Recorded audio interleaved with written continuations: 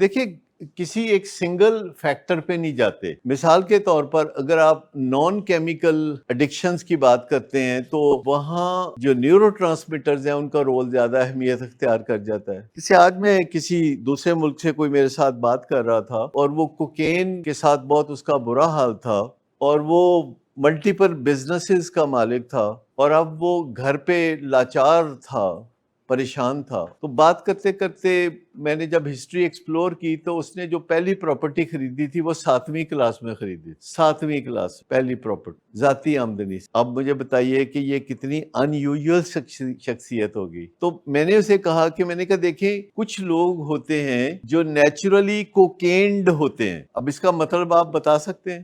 یعنی ان کو ہم نے کہا کوکینڈ ہیں، اور ارلی آن جب سکول میں اول آ رہے ہوتے ہیں تو ان کے ماں باپ سارے محلے کو بتا رہے ہوتے ہیں کہ ہمارا بچہ جو ہے وہ اول آ گیا ہے، گولڈ میڈل لے لیا ہے، فلاں کر دیا ہے، یا پھر 20 سال کی عمر میں لاکھ پتی ہو گیا، کروڑ پتی ہو گیا. ایسے لوگوں کو ہم کہتے ہیں نیچرلی کوکینڈ، یعنی ان کے اندر نیچرل ہائی ہوتی ہے اور اس نیچرل ہائی کی وجہ سے وہ ایمبیشس ہوتے ہیں، ان کو آئیڈیاز آتے ہیں، وہ نئے نئے وینچرز کرتے ہیں، ملٹیپل وینچرز کرتے ہیں اور پھر دوسرے شہروں میں کرتے ہیں، پھر دوسرے ملکوں میں کرتے ہیں. لیکن سڈنلی ایک دن ان کی بیٹری ڈاؤن ہو جاتی ہے کیونکہ وہ جو نیچرلی کوکینڈ ہوتے ہیں وہ نیچرلی کوکینڈ نہیں رہتے اور وہ energy down, ideas down, ambitions down, اور کوئی بندہ ان کو کوکین انٹروڈیوس کرا دیتا ہے تو ان کو کیا فیل ہوگا؟ دوبارہ ہائی ہو جاتے ہیں تو وہ پہلے نیچرلی کوکینڈ تھے، اب ان نیچرلی کوکینڈ ہو گئے. خود ان کو سمجھ آ گئی کہ یہ ہے گیم. لیکن